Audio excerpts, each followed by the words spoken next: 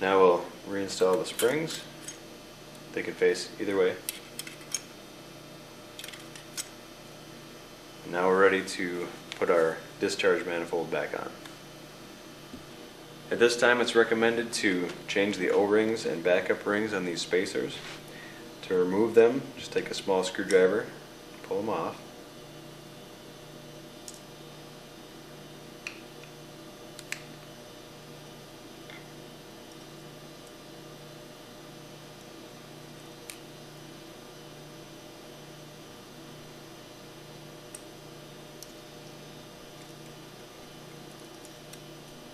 And when reinstalling the new ones, you want to put the white backup rings on first.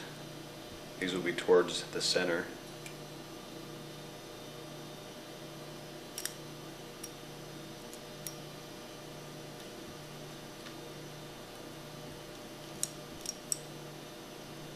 And then put a little oil on your O-rings.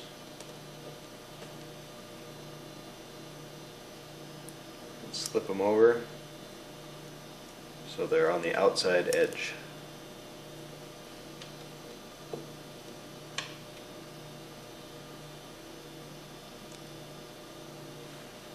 Push them back in.